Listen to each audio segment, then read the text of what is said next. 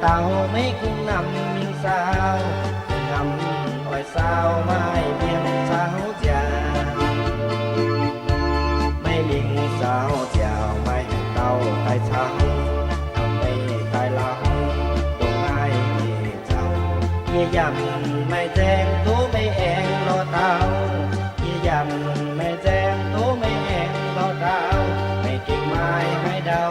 ช่วยไม่ลิงสาเจ้าเจ้าเจ้าเจ้ายามเจ้าสุดไม่กันยัง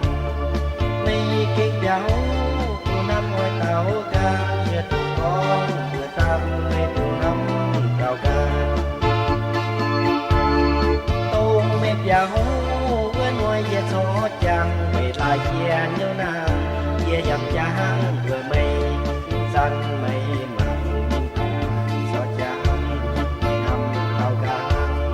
สั้นกินใจลายไม่กันยำอ้อยเจ้าใจลายไม่กันยำอ้อยเจ้าใจกลายเป็นนางไม้เยี่ยยำให้ลูกเต่ากาตรงไม่น้ำน้อยน้อยอ้อยสาวเจ้าหายเพียงใต้เสายับสู่น้ำเจ้าเยี่ยเป่าจุงตัวกองเพื่อเจ้าเยี่ยเป่าจุงตัวกองเพื่อเจ้ายับสู่น้ำเดียวเดียวช่วยไม่กันโลตา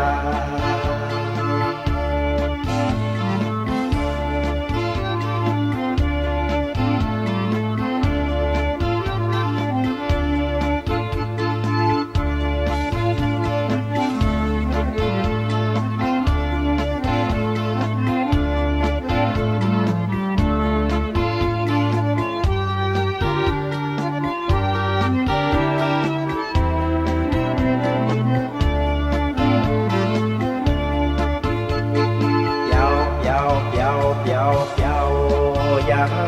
เจ้าสุดไม่กันเปียงไม่เก่งเปียง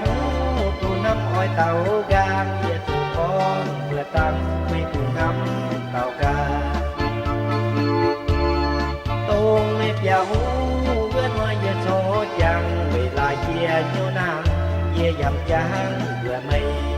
สั้นไม่มันสอจังนำเต่ากาสั้นกินใจลายไม่กันยำอ้อยเจ้าใจลายไม่กันยำอ้อยเจ้าใจกลายเป็นนางไม้